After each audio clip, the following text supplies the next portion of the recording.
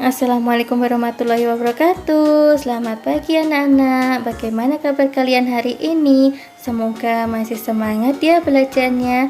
Hari ini kita akan belajar tematik tema 1 subtema 4 muatan pelajaran bahasa Indonesia. Nah, sebelumnya kalian siapkan buku paket dinas kalian ya. Hari ini kita akan belajar tentang kalimat penolakan. Sekarang coba kalian perhatikan percakapan berikut ini. Udin selalu menjaga kebersihan. Sampah-sampah yang berserakan dibuang di tempat sampah. Sebaliknya, Badu tidak menjaga kebersihan rumah. Badu membuang sampah ke dalam got. Buang saja sampahmu ke dalam got dekat rumah, ajak Badu kepada Udin. Tidak mau nanti air got menjadi tergenang dan bau, jawab Udin. Badu menyadari bahwa perbuatannya tidak baik. Ia kemudian meminta maaf kepada Udin. Badu juga berterima kasih kepada Udin karena sudah mengingatkannya agar tidak membuang sampah sembarangan. Coba kalian perhatikan kalimat yang diucapkan oleh Udin. Tidak mau nanti air got menjadi tergenang dan bau. Kalimat yang diucapkan oleh Udin merupakan contoh kalimat penolakan. Penolakan berkaitan dengan jawaban ajakan seseorang. Kalimat penolakan hendaknya diucapkan dengan santun. Penolakan biasanya ditandai dengan kata maaf dan tidak. Anak-anak hebat, pernahkah kalian menolak ajakan teman saat teman mengajak kita bermain, padahal kita belum selesai mengerjakan tugas sekolah? Lalu, kalimat apa yang akan kalian ucapkan? Kalimat penolakan yang bisa kalian ucapkan pada teman kalian contohnya adalah, maaf, aku tidak bisa ikut bermain karena tugas sekolahku belum selesai. Coba kalian perhatikan percakapan berikut ini. Percakapan antara Udin, Edo, dan juga Badu. Udin, coba lihat, got menjadi bau dan kotor karena banyak sampah. Edo, wah iya, airnya juga tergenang. Udin, bagaimana jika hari Minggu kita bergotong royong membersihkan got? Badu, membersihkan got? Aku tidak mau got kan kotor dan bau. Edo, aku kurang setuju Din, membersihkan got pekerjaan yang berat, kita sebagai anak-anak belum bisa melakukannya. Badu, betul Din, sudah biarkan saja. Udin, tapi got yang tersumbat dapat menyebabkan banjir. Sampah akan menyumbat aliran air sehingga akan meluap ke jalan. Kemudian Edo, bagaimana jika kita mengusulkan kepada Pak RT untuk mengajak seluruh warga bergotong royong? Kita bisa ikut membantu pekerjaan ringan, misalnya membuang sampah yang dikumpulkan. Aku setuju Do, aku juga setuju jika demikian. Aku juga bersalah karena membuang sampah ke dalam got. Dari percakapan tersebut, apakah kalian dapat menyebutkan manakah yang termasuk kalimat penolakan? Yang termasuk kalimat penolakan adalah, aku tidak mau got kan kotor dan bau. Kemudian, aku kurang setuju Din. Nah, kedua kalimat tersebut merupakan contoh kalimat penolakan. Selain itu, ada juga kalimat persetujuan. Manakah yang termasuk kalimat persetujuan? Yang termasuk kalimat persetujuan adalah, aku setuju Do. Aku juga setuju jika demikian. Penolakan berkaitan dengan ajakan dan pemberian dari orang lain. Penolakan hendaknya diucapkan dengan santun untuk menjaga kerukunan.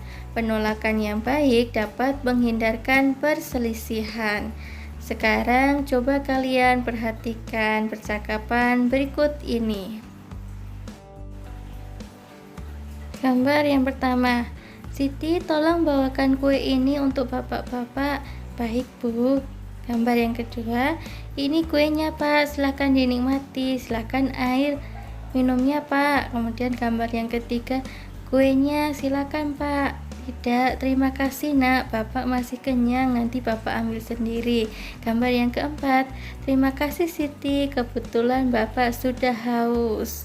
Nah, pada gambar 1, 2, 3, dan 4 merupakan contoh gambar yang menunjukkan sikap hidup rukun di masyarakat. Pada keempat gambar tersebut menunjukkan mereka saling bergotong royong dan tolong menolong. Kalimat penolakan ada pada gambar nomor 3, yakni tidak, terima kasih nak, Bapak masih kenyang, nanti Bapak ambil sendiri. Beliau menolak pemberian Siti dengan santun. Hal tersebut dapat menunjukkan adanya kerukunan dalam masyarakat. Sekarang coba kalian perhatikan percakapan berikut ini.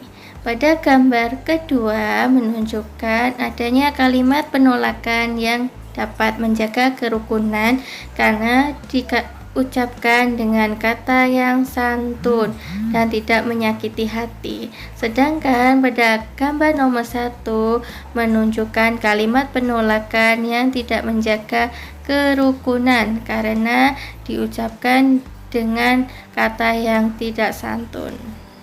Anak-anak, sekarang coba kalian perhatikan percakapan berikut ini. Percakapan berikut ini merupakan contoh kalimat penolakan lainnya, yakni ketika Udin akan mengajak Made bermain, tetapi Made menolak karena akan ke rumah pamannya bersama keluarganya. Kalimat penolakan yang diucapkan oleh Made adalah, maaf Din, kali ini aku tidak ikut berolahraga. Kalimat penolakan yang diucapkan oleh Made adalah kalimat penolakan yang santun. Anak-anak, sekarang coba kalian perhatikan dongeng berikut ini dengan cermat. Kisah JJ si jerapah. Di padang rumput yang luas hiduplah sekelompok jerapah. Ada jerapah bernama JJ dan Jojo. JJ bersifat sombong karena merasa tubuhnya paling tinggi. Jojo bersifat baik hati, tubuhnya tidak terlalu tinggi. Pada suatu hari, kakek jerapah meminta tolong pada JJ dan Jojo. Kakek jerapah minta tolong diambilkan daun segar. Namun, JJ menolak. Tidak mau kek, saya sedang repot. Jojo dengan sekuat tenaga mengambil daun segar untuk kakek jerapah. Suatu hari, JJ mendapat kesulitan. JJ jatuh, kakinya tersepit bebatuan. Teman-teman hewan lain tidak tega melihat JJ kesulitan. Mereka menolong JJ.